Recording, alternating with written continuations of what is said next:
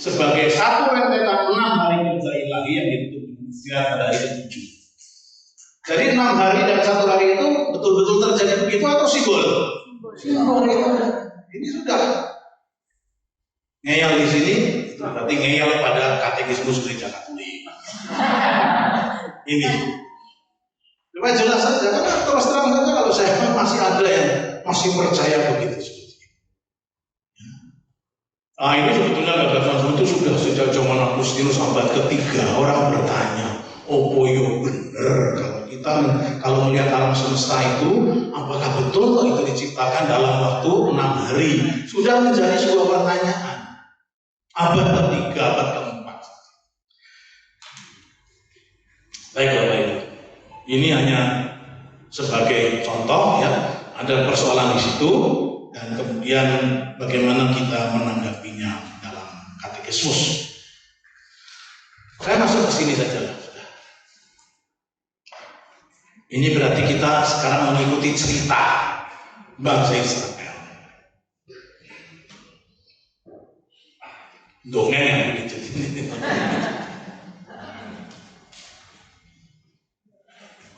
Kisah Bapa Bangsa. Kejadian 12-15 itu adalah kisah Bapa Bangsa. Abraham, Ishak, Yakub dan 12 anak Yakub, Yusuf.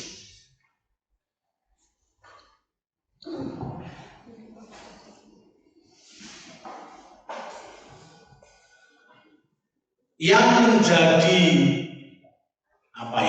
yang menjadi tema topik seluruh cerita itu dari Kejadian 12 sampai Kitab Ulangan. Topik ceritanya itu sebetulnya adalah janji. Ingat janji kepada Abraham ya? Ada berapa janji kepada Abraham? 3 ya Pak ya, apa saja? Janji keturunan,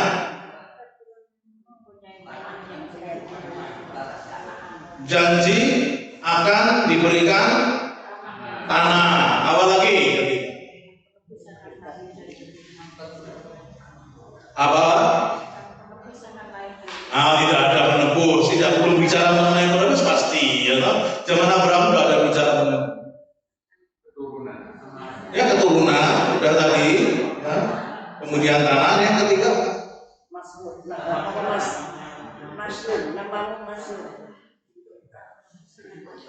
Oleh karena keturunanmu semua bangsa di atas bumi akan mendapatkan berkat.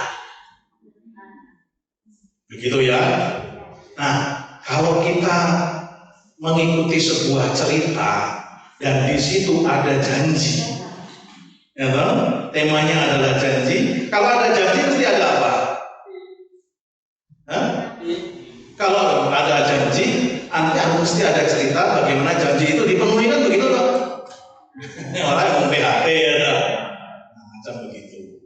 Maka kalau kita membaca Kejadian 12 sampai akhir, silahkan diingat ini temanya adalah tema Kejadian 12, yaitu janji yang diberikan kepada Abraham. Janjinya ada 3. Dan kalau kita bicara mengenai janji, nanti kita akan melihat kapan janji itu dipenuhi. Sebuah cerita itu kan kalau ada seperti itu. Kalau ada janji, ada pemenuhan janji. Kalau ada masalah, masalah diselesaikan. Kalau ada hutang dibayar. Kalau ada orang sakit, ya bagaimana sakit itu disembuhkan. Seperti itu kan ceritanya itu sebetulnya. Nah, ini adalah cara membaca yang tadi saya katakan. Sudah nggak usah pakai cerita macam-macam. Ini tahun berapa? Salah, baca saja itu di sini. Coba Kejadian 12 ini. Ayat 2.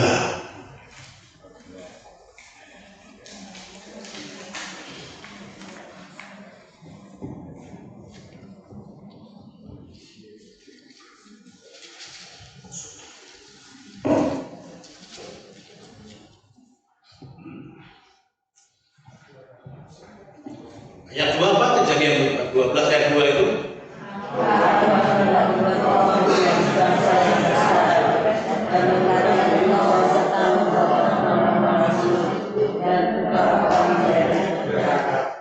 Aku akan membuat engkau menjadi bangsa yang besar. Ini adalah janji keturunan toh?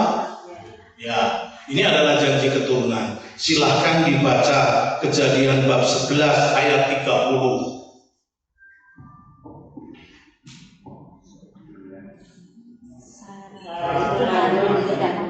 Nah, ya itu. Bojone mandul atau gabung seperti itu, tetapi dijanjikan kamu akan mendapat keturunan. Ini piye coba? Bayangkan, kira-kira Abraham merasa seperti apa? Ini gimana ini seperti ini ya toh? Jelas istri saya itu mandul, tetapi kok masih kepada saya masih diberikan janji bahwa saya akan menjadi bangsa yang besar. Bangsa yang besar itu kan kalau nanti saya punya keturunan dulu, mulai dari satu. Padahal istri saya mandul begitu. Lihat ada masalah dengan janji itu. Ya toh? Coba sekarang kita lihat lagi Kejadian bab 12 ayat 7.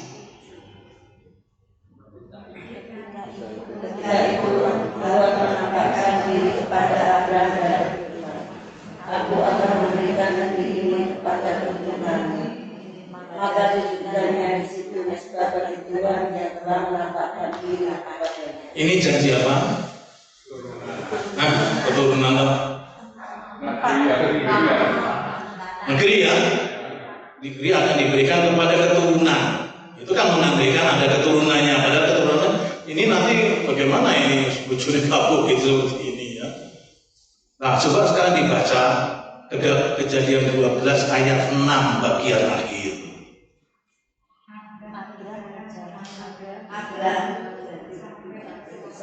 Ya, terus. Waktu itu orang Kanaan diam di negeri. Apa? Waktu itu orang Kanaan diam di negeri. Nah, ini ceritanya Bi.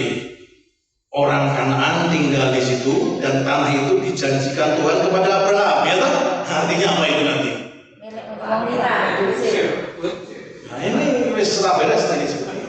Artinya janji yang diberikan kepada Abraham yang kita biasanya bangun memiliki janji tentang keturunan, tentang tanah berkat, itu seperti itu biasa-biasa. Ternyata dari awal sudah bermasalah yang membuat ceritanya itu menjadi menarik. Piye ceritanya ini? Wong bojone iki gabung kok diberi janji keturunan. Tanah itu sudah dinggoni orang-orang Kanaan kok dipasrahke dijanjikan kepada Abraham. Nah, ini kan ora beres ini seperti ini. Urusannya dengan BPN ini. Ya, maksud tanah sudah sertifikat begitu kan dijanjikan Tuhan kepada Abraham rame. Nah, nanti kita akan melihat kenapa nanti di dalam bagian akhir cerita pendudukan tanah Kanaan itu tidak sederhana. Karena apa? Karena tanah itu sudah ada yang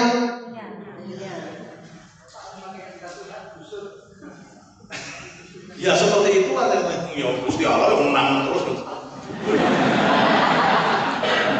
Nah ini silahkan nanti tiga. Nah cerita tiga ini, janji keturunan, janji tanah, ini nanti akan terus berjalan sampai akhir. Janji keturunan kapan dipenuhi?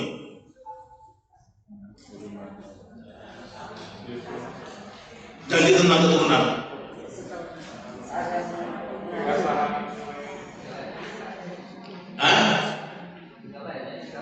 Ishak ya, jadi janji mengenai keturunan itu dipenuhi ketika Ishak itu lahir. Nah, Ishak itu lahir itu diceritakan pada beberapa kejadian. Berapa lama Abraham mesti menunggu janjinya itu terpenuhi? Yang pertama itu janji keturunan yang pertama itu dulu 25 tahun. Ya, jadi Abraham itu ketika mendapatkan janji keturunan, ya istrinya mandul. Ya, itu sudah menjadi persoalan. Kalau harus menunggu sekitar 25 tahun itu baru sepertiga dari janjinya ya keturunan dipenuhi. Umur 75 usia 100 baru terpenuhi. Lalu kalau kita mengaku Abraham sebagai umat beriman, ya seperti itulah umat beriman itu. Bapak orang beriman itu seperti itu. Disuruh pergilah dari rumah bapamu, dari rumah keluargamu, tinggalkan semua ke negeri yang akan kujanjikan. umur 75 tahun pergi meninggalkan keluarganya memboro sendiri. Orang tidak dipegang.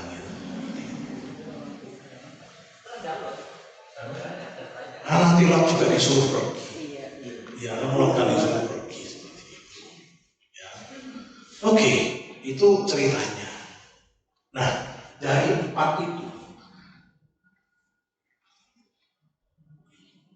Yusuf itu di mana cerita tentang Yusuf? Yusuf di Mesir ya. Nah, Mesir itu bukan tanah Kanaan.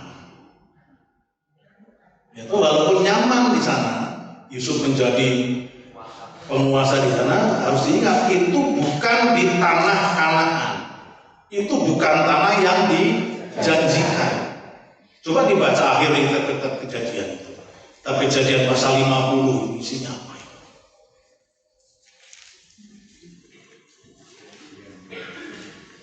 50 ayat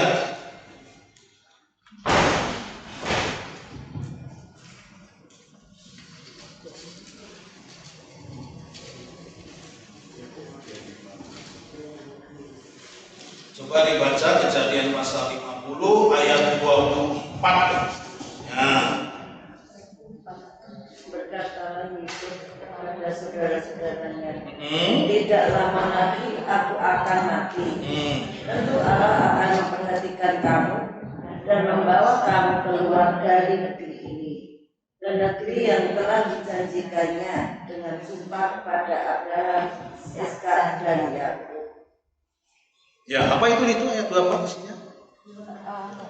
Wasiat Yusuf yang hampir mati mengatakan apa? Allah akan memperhatikan kamu dan membawa kamu keluar dari negeri ini ke negeri yang dijanjikan. Nah ini, negeri yang dijanjikan itu negeri mana? Sekarang mereka ada di Mesir. Maka kitab Kejadian itu tidak bisa selesai, itu mesti ono lanjutannya. Cerita berikutnya bagaimana? Ya bagaimana akhirnya Israel itu bisa keluar dari Mesir, kan seperti itu. Kita lihat. Ya. Oke. Jadi kenapa ini? Sebentar kita lihat. Nah ini mau ditunjukkan ya. Ini adalah daerah bulan sabit yang subur. Kalau ini seluruh alam semesta, nanti setting perjanjian lama itu hanya ada di sini. Yang namanya bulan sabit yang subur itu daerah sini subur. Kita lihat lebih secara ini lebih jelas mungkin ya. Ini yang hijau ini karena ada 2 sungai, Efrat dan Tigris. Di sini ada sungai Yordan, di sini ada sungai Nil. Ini adalah daerah yang subur. Ur-Kasdim di mana ini? Ur-Kasdim ada. Maka Abraham berangkat dari sini sebetulnya mau ke Kanaan tapi mandek di Haran sini. Tanah Kanaan yang dijanjikannya di sini, tanah Kanaan ini. Tapi di situ ditinggali sudah diduduki oleh orang Kanaan. Jadi nanti mesti padu. Nah, ini hanya cerita saja ya. Ada ini, janji ini diulang-ulang terus. Pokoknya cerita Pentatek sampai kitab Ulangan itu yang dipegang kuncinya adalah ini. Janji, terutama janji tanah. Karena janji keturunan nanti terpenuhi pada zaman ketika Ishak lahir. Tapi janji tanah itu belum, dan itu terus sampai akhir. Ya, itu justru menunjukkan sesuatu bahwa pada Pentatek Taurat sendiri ternyata janji itu belum terpenuhi. Ya, baik. Tidak bisa selesai sampai di sini, dilanjutkan pada bagian berikutnya. Kita keluar. Kitab Keluaran itu bisa dibagi dari beberapa. Yang pertama Kejadian 1, Keluaran 1 sampai 15. 1 sampai 15 itu adalah ya bagaimana Allah akan membawa Israel keluar itu. Nah itu. Karena Mesir bagaimanapun harus dibawa ke luar. Ya, silahkan Bapak Ibu ceritanya itu hari-hari ini dibaca dalam bacaan harian panggilan Musa ya. Itu di situ termasuk tokoh yang nanti akan membawa keluar bangsa Israel dari Mesir seperti itu. Lalu Musa dengan Harun datang kepada Firaun lalu sihir-sihiran macam itu. Firaun masih ngeyel terus 10 tulah itu, akhirnya 10 tulah baru keluar sampai keluaran pasal 14 itu nyabrang. Nah, dibalik kisah mengenai pembebasan Israel dari Mesir itu ada sebuah kisah lain, atau bukan kisah lain, tetapi ada sebuah pertimbangan lain. Sebetulnya Israel itu harus mengabdi kepada siapa? Mengabdi kepada Firaun atau mengabdi kepada Allah? Maka pembebasan Israel dari Mesir itu sebetulnya adalah juga sebuah petunjuk bahwa Israel tidak boleh mengabdi kepada Firaun, harus mengabdi kepada Allah. Maka kalau kita membaca kisah pada Keluaran 15 ayat 18, coba dibaca Keluaran 15 ayat 18 ini isinya.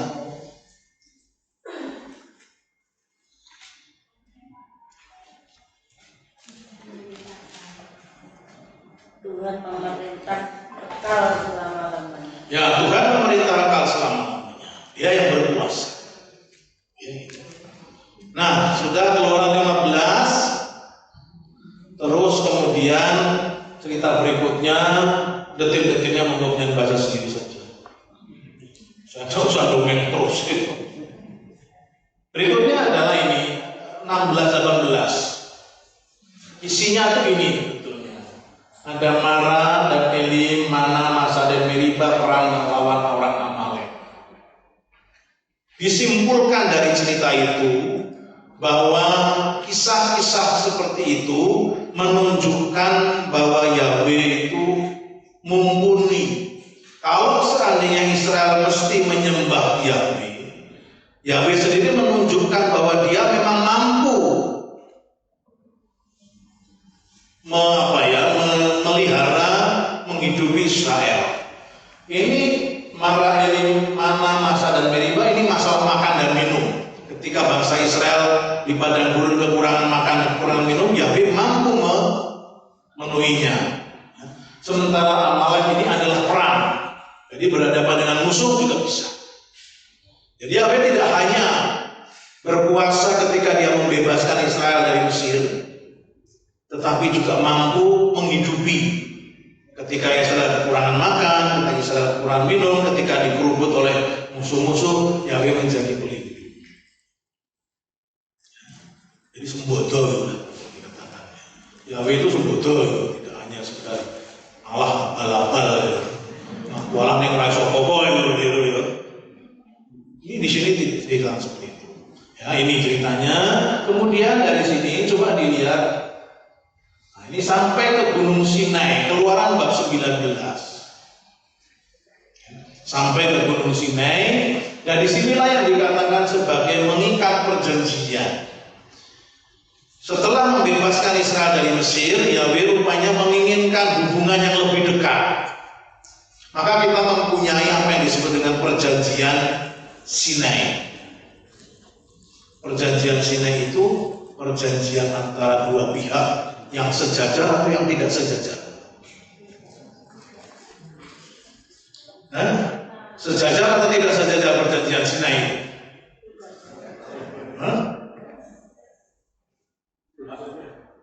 Hanya masalah ini perjanjian Sinai itu adalah antara Yahweh dan bangsa Israel. Itu perjanjian bilateral yang sejajar, sederajat atau tidak? Tidak ya? Karena apa?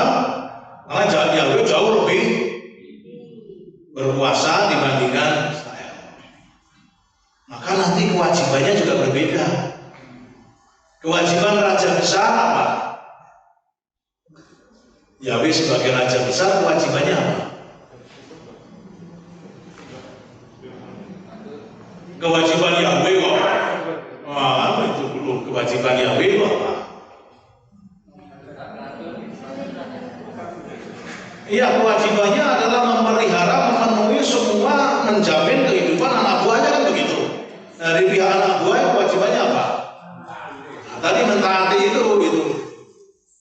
Jadi memang dua pihak yang tidak sejajar, dan masing-masing mempunyai kewajiban anaknya sendiri-sendiri.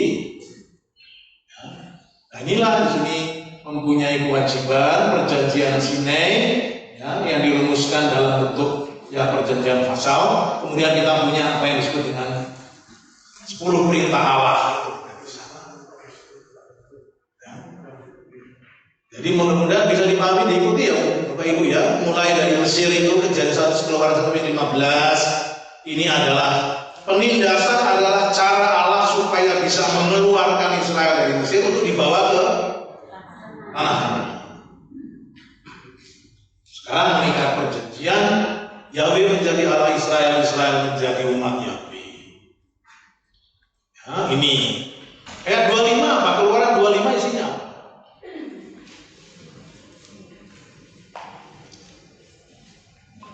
Keluaran 25 itu. Petunjuk apa? Petunjuk mendirikan Hema. Nah itu kalau sekarang ini Yahweh sudah punya umat. Ya, Yahweh sudah punya umat, maka kemudian bagian berikutnya adalah tinggal di tengah-tengah umat. Tetapi untuk tinggal di tengah-tengah umat butuh tempat yang khusus. Maka Keluaran 25 sampai dengan 31 adalah aturan bagaimana membangun kemah. Nah, ini bagian yang dibuat seram gede. Ukuran segala macam itu seram juga. Liwati tidak apa-apa lah. Enggak. Asal tahu isinya sebetulnya apa dalam konteks ini. Ya, ketika Yahweh sudah mengadakan perjanjian, maka Yahweh ingin tinggal bersama-sama dengan umatnya. Tapi butuh tempat yang sungguh-sungguh dipersiapkan. Itulah detail-detail itu sebetulnya mau betul-betul mau menempatkan Tuhan sebagai sesuatu yang sangat dihormati.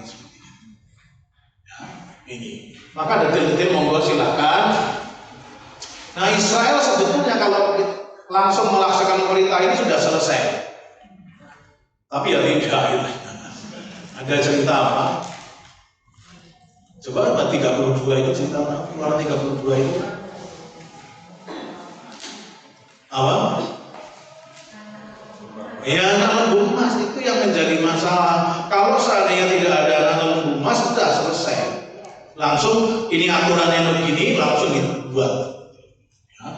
Tapi tidak, lalu ada anak lembu emas, ini bikin Tuhan Allah marah segala macam gitu, dan seterusnya monggo itu sudah hafal. Ya toh? Nah, sesudah itu dibereskan, peristiwa anak lembu itu dibereskan, lalu 35 dan seterusnya itu apa isinya?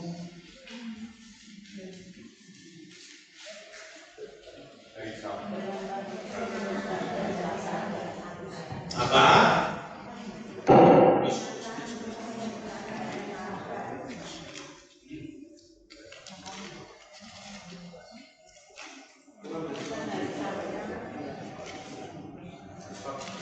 Bab 30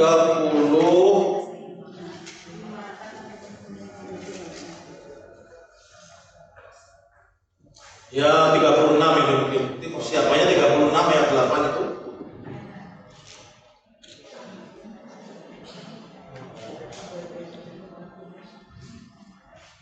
Ayat 8 mulai dengan membuat kemah suci yang tadi aturan sudah detail-detail seperti itu baru dilaksanakan di situ. Nah, setelah dilaksanakan jadi kemudian yang Keluaran pasal 40 isinya apa? 40 ayat 34.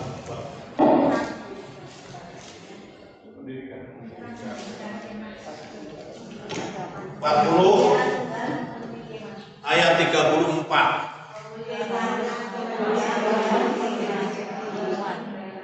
Lalu awan itu menutupi kemah pertemuan dan kemuliaan Tuhan memenuhi kemah suci, sehingga Musa tidak dapat memasuki kemah pertemuan sebab awan itu hinggap di atas kemah itu dan kemuliaan Tuhan memenuhi kemah suci. Apa artinya kemuliaan Tuhan memenuhi kemah suci?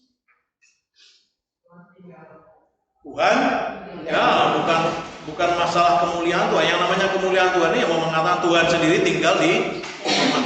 Sekarang dia sudah punya tempat di tengah-tengah umatnya, maka dia tinggal di sana.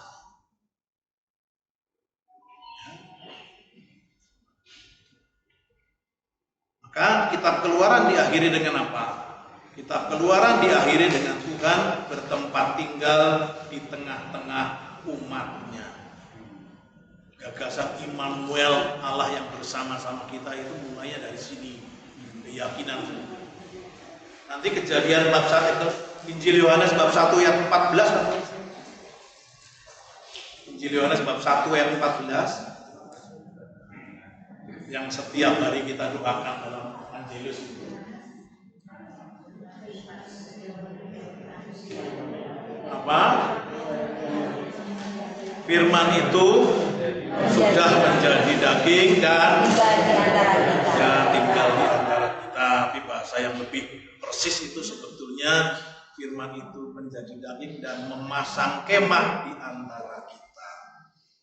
Jadi itu gambarnya jelas sekali, seperti dulu Allah itu tinggal di tengah-tengah bangsa Israel, lalu Yesus itu tinggal di tengah-tengah kita juga. Nah sekarang silahkan dilihat kitab Imamat bab 1 ayat 1, bunyinya apa? Tuhan memanggil Musa dan berfirman kepadanya dari dalam kemah pertemuan. Dari mana? Kemah. Sekarang sudah punya rumah. Tuhan Yahweh itu sudah punya rumah, punya kemah, tinggal. Coba dilihat Keluaran pasal 19 di Sinai tadi itu. Keluaran pasal 19 ayat berapa ya? 3 mungkin.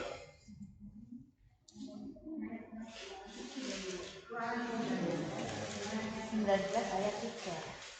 Lalu naiklah Musa menghadap Allah dan Tuhan berseru dari gunung itu. Di mana Allah berada?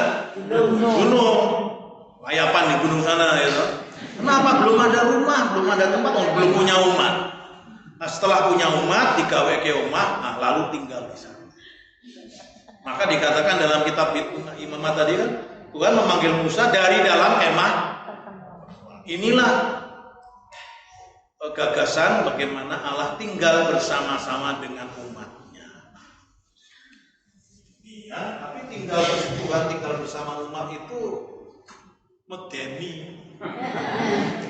Ya, karena apa? Karena Allah yang kudus itu berbahaya kalau bersentuhan dengan yang tidak kudus. Maka berulang kali dalam kitab Imamat akan muncul rumusan seperti ini. Ini, kuduslah kamu sebab aku Tuhan Allahmu adalah kudus. Maka kalau Allah tinggal di tengah-tengah Israel mesti kudus. Mengusahakan diri. Sama sebetulnya kalau kita mengaku menerima bahwa Tuhan Yesus hadir di tabernakel. Kehadiran Tuhan itu jadi orang sembarangan ya. Itu bisa berbahaya ya. Sebetulnya sak belum liwat mangan mobil tut. Nyamah itu sebetulnya itu. Maka apa? Imamat itu ini bagian yang juga tidak mudah dipahami. Sebetulnya adalah tombol. Kalau Israel itu karena sesuatu hal melanggar kekudusan, maka perlu diobati. Obatnya apa? Obatnya itu adalah persembahan macam-macam yang ada di sana. Kalau orang kena kusta itu menjadi najis, harus ada persembahan ini. Kalau ibu perempuan itu datang bulan menjadi najis, harus ada ini. Persembahan dan macam-macam. Mimpi basah itu begitu menyentuh mayat menjadi semua aturan-aturan ada di sana. Untuk apa? Untuk menjaga supaya kekudusan umat tetap terjaga karena Allah ada di tengah-tengah. Jadi begitu persisnya bangsa Israel itu mengatur untuk menghormati Allah. Dan betapa sembrononya wae dewe. Tidak memperhatikan. Nompo Gusti Yesus barang salira dalem.